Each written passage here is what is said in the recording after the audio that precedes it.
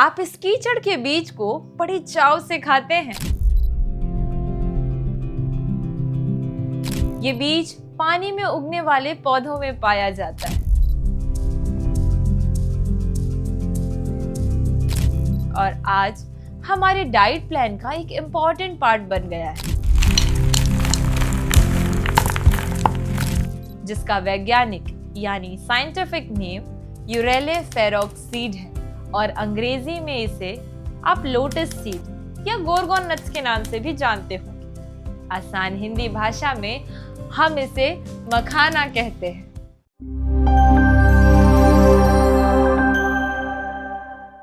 नमस्कार, मैं आकांक्षा चौधरी और आज हम बात करेंगे मिथिला के प्रसिद्ध खेती मखाना के बारे में। भारत का वो राज्य जो आज पिछले 200 सालों से इस बीज का सबसे अधिकतम उत्पादक राज्य माना जाता है, वो है बिहार। इसीलिए इसे बिहार का व्हाइट गोल्ड यानी सफेद सोना भी कहते हैं। जी हाँ, बिहार के मिथिला, खास तौर से दरभंगा और मधुबनी की पावन भूमि से ही हुआ है मखाने का आविष्कार। पुराने समय में मखाना की खेती के लिए गहरी जलाशय या तालाब का चुनाव किया जाता था। ये तालाब सामान्यतः 2 से 5 फीट गहरे होते थे और इनमें स्थिर पानी होता था। जलाशय की मिट्टी उपजाऊ और काई मुक्त होती थी। पुराने समय में मखाना बीज को तालाब में सीधे बोया जाता था। बीज तैयार करने के लिए पहले तालाब की मिट्टी को हल्का सा खोदकर उसमें बीज डाला जाता था। बीज को पानी में 15 से 20 दिन तक नर्म होने के लिए छोड़ दिया जाता था ताकि अंकुरण शुरू हो सके। पानी में हल्की झाड़ियां या तिनके जैसी संरचना बनाई जाती थी जिस पर मखाने का बीज रखा जाता था। बीज पानी में संतुलित रूप से फैलाए जाते थे ताकि पौधों को पर्याप्त जगह मिल सके। रोपण के बाद बीज अंकुरित होकर पानी की सतह पर पत्तियां निकालते थे। पुराने समय में तालाब का पानी प्राकृतिक स्रोत जैसे नदियों, नालों या बारिश से मिलता था। मखाना की खेती में पानी का स्तर लगातार 1-2 फीट बना रहता था। खरपतवार और कीट नियंत्रण के लिए हाथ से साफ सफाई की जाती थी। मखाना पौधे पानी की सतह पर तैरते हुए बड़े पत्ते और फूल विकसित करते थे। फूलों के परागण के बाद मखाना फल बनते थे।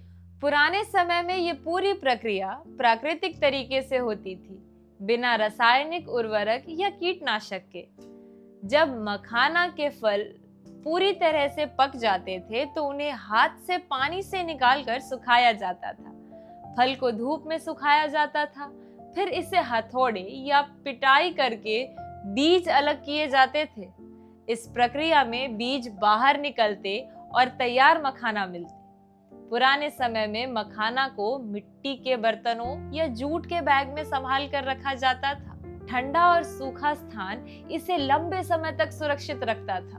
पुराने समय में मखाना खेती पूरी तरह से पर्यावरण अनुकूल और हाथ से की जाने वाली प्रक्रिया थी। इसमें मशीनों या रासायनिक उर्वरक का इस्तेमाल नहीं होता था और ये स्थानीय समुदायों की आय का एक मुख्य स्रोत होता था। हालांकि अब इस प्रक्रिया में काफी बदलाव आ चुका है। आधुनिक तकनीकों ने अब मखाने की खेती को और भी सरल और सहज बना दिया है। आधुनिक तकनीकों के प्रयोग से उत्पादन बढ़ा है, मेहनत कम हुई है और गुणवत्ता भी बेहतर हुई है। अब मखाने की खेती तालाबों के अलावा खेतों में भी की जा रही है। जी हाँ, जिसे फील्ड मखाना कल्टीवेशन यानी फील्ड सिस्टम कहते हैं। खेत को इस तरह तैयार किया जाता है कि उसमें लगातार 1 से 2 फीट पानी भरकर रहे। भूमि को लेजर लेवलर से समतल किया जाता है ताकि पानी का स्तर समान रहे। अब वैज्ञानिक तरीके से सर्टिफाइड बीज का प्रयोग किया जाता है जो अधिक उपज देते हैं। बीजों को पहले गर्म पानी या सल्फ्यूरिक एसिड से ट्रीटमेंट किया जाता है ताकि उनका छिलका नरम होकर जल्दी अंकुरित हो। फिर बीजों को नर्सरी बेड में अंकुरण के लिए बोया जाता है। जब पौधे 20 से 25 दिन के हो जाते हैं तो उन्हें खेत या तालाब में ट्रांसप्लांट कर दिया जाता है। अब किसान ट्रांसप्लांटर मशीन की मदद से पौधों की रोपाई करते हैं, जिससे श्रम और समय दोनों बचत होता है। आधुनिक खेती में जैविक और रासायनिक खादों का संतुलित उपयोग किया जाता है, जैसे डीएपी, यूरिया, वर्मी कंपोस्ट। मछली पालन यानी कि फिश कल्चर को भी साथ जोड़ा जाता है, जिससे खेत का पानी पोषक तत्वों से भरपूर रहता है। खरपतवार हटाने के लिए वाटर वीडर मशीन्स का इस्तेमाल होता है। अब किसान सोलर पंप यानी ड्रिप स्प्रिंकलर सिस्टम के माध्यम से पानी का स्तर नियंत्रित रखते हैं। कुछ क्षेत्रों में कृत्रिम तालाब यानी कि आर्टिफिशियल पॉन्ड बनाकर पूरे साल की खेती की जा रही है। मखाना फल पकने पर अंडर वाटर हार्वेस्टिंग नेट या मैकेनिकल कलेक्टर से निकाला जाता है। फिर फलों को सोलर ड्रायर में सुखाया जाता है ताकि उसकी गुणवत्ता बनी रहे। अब मखाने की प्रोसेसिंग पूरी तरह मशीन पर आधारित हो गई है, जैसे रोस्टिंग मशीन भूनने के लिए, पॉपिंग मशीन बीज को फोड़ने के लिए, ग्रेडिंग एंड पैकिंग मशीन आकार और गुणवत्ता के अनुसार पैकिंग के लिए। तैयार मखाना अब एयर टाइट कंटेनर या पैकिंग मशीन से पैक किया जाता है। इसे कोल्ड स्टोरेज या तापमान नियंत्रित गोदामों में रखा जाता है।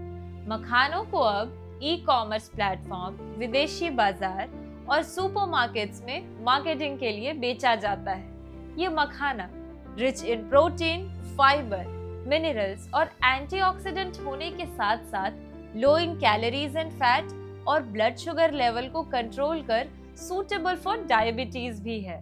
भारत से आगे बढ़कर जब ये मखाना यूरोपियंस के पास जा पहुंचा तो वहां इसका नाम फॉक्सनट रखा गया, क्योंकि जिस प्रकार लोमड़ी की चालाकी अपने शिकार की तरफ होती है, ठीक वैसे ही इस फसल को निकालने की विधि भी बड़ी चालाकी भरी थी।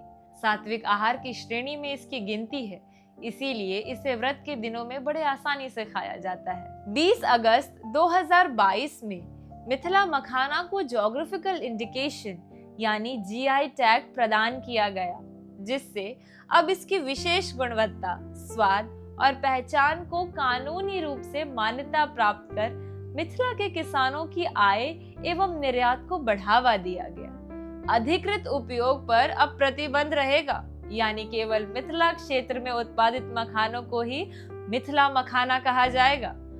मखाना की इस खेती में न केवल पुरुष समाज बल्कि बिहार की महिला समाज भी अब सक्रिय है।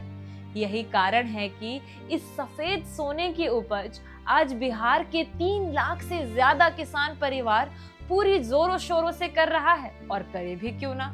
आखिर इसकी खेती छोटे भू क्षेत्रों पर भी अधिक लाभ देती है, धान और गेहूं की तुलना में। Japan, USA, Canada, UK, Australia और यूएई जैसे देश तक एक्सपोर्ट कर रहे हैं इस मखाने को हमारे भारत के बिहारी किसान। कहते हैं ना, जो जितना दिखता है वो उतना ही बिकता है, और यही कारण रहा कि मखाना मिथिला का एक सिंबल बन गया और Mithila versus other regions of Bihar की पॉलिटिकल डिबेट की हो गई एक नई शुरुआत। 1 डिस्ट्रिक्ट 1 प्रोडक्ट, ओडी, ओपी और स्टार्टअप इंडिया जैसे गवर्नमेंट स्कीम्स भी लागू किए जाने लगे, और इस तरह मखाने ने भी ली पॉलिटिक्स में एंट्री।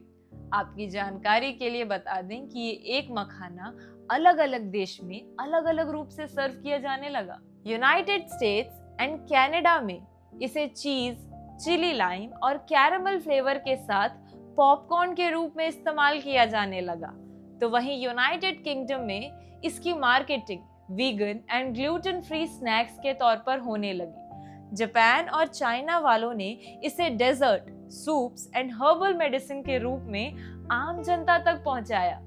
वहीं सिंगापुर और मलेशिया के लोगों ने पाया कि मखाने का इस्तेमाल अगर हर्बल टी में किया जाए तो ये बॉडी टेम्परेचर को कूल करके उसे बैलेंस रखता है। तो इस रेस में फ्रांस और बाकी यूरोपियन कंट्रीज भी क्यों पीछे रहे? उन्होंने भी इसे आर्टिशियन पॉप्ड सीड्स, जो कि काफी हेल्थ कॉन्शियस है, ये बताकर अपने मार्केट में उतारा। ये तो हो गई मखाने की महत्ता स्वास्थ्य एवं व्यापार के दृष्टिकोण से। अब जब हम बात कर रहे हैं इसके धार्मिक या पारंपरिक पक्ष से, तब एक रोचक तथ्य हमारे सामने आता है। जी हाँ, मखाना अपने उत्पत्ति स्थान यानी मिथिला या मिथिलांचल के कई रीति रिवाजों में एक अहम भूमिका निभाता है। मखाना मिथिला की बात हो और कोजगरा पर्व की चर्चा न की जाए ऐसा तो हो ही नहीं सकता। कोजगरा का ये त्योहार शरद पूर्णिमा की रात मनाया जाता है। मिथिला वासियों का ये मानना है कि मखाना लक्ष्मी जी का अन्न है, क्योंकि ये जल और कीचड़ से उत्पन्न होता है जो पवित्रता और समृद्धि का प्रतीक है। इसीलिए यहाँ कोजगरा की रात देवी लक्ष्मी को जो भोग चढ़ाया जाता है उसमें मखाना, दूध और चावल से बना खीर विशेष रूप से शामिल होता है। इसे वहाँ की आम भाषा में मखाना खीर कहते हैं, जो कोजगरा पूजा का पारंपरिक प्रसाद भी है। मिथिला के किसान अपनी आजीविका मखाने की खेती से ही तो चलाते हैं, तभी तो ये मिथिला संस्कृति की अनोखी परंपरा है, जहाँ मखाना लोक जीवन और त्योहार दोनों का अभिन्न हिस्सा है। मखाना चाट, मखाना बर्फी, रोस्टेड मखाना, मखाना इन पॉपकॉर्न स्टाइल और मखाना खीर। इसके अलावा आपके घरों में इसे किस प्रकार से इस्तेमाल किया जाता है और इसे किस नाम से जाना जाता है, कमेंट सेक्शन में जरूर बताइएगा। बस आज के एपिसोड में इतना ही। अगर आप इस वीडियो को YouTube के माध्यम से देख रहे हैं तो हमारे चैनल को जरूर सब्सक्राइब करें और बेल आइकॉन को दबाना ना भूलें, ताकि अगले एपिसोड की जानकारी सबसे पहले आप तक पहुंचे। और अगर फेसबुक के माध्यम से जुड़े हैं तो फॉलो जरूर कर लें।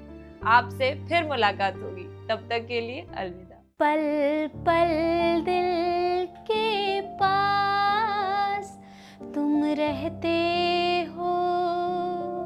ये गाना तो शायद आपने टीवी चैनल पे या यूट्यूब पे कई बार देखा होगा, जिस पे राखी जी अपने हाथों में एक लेटर लेके पढ़ रही होती है। उन्हें यश चोपड़ा की फिल्म दाग मिली, जब फिल्म ने उन्हें हीरोइन बना दिया, जब देश आज़ादी की खुशी मना रहा था और राखी का जन्म हुआ। 20 साल की उम्र में उन्होंने अपनी पहली फिल्म की, लेकिन बॉलीवुड की चमक उन्हें मुंबई खींच ही लाई। 1971 में आई शर्मीली को उनकी पहली बड़ी सफलता माना जाता है। पहले उन्होंने अमिताभ के साथ रोमांटिक रोल की, जैसे 1976 की कभी कभी, फिर 1995 की करण अर्जुन में फिर से मां का हिट किरदार।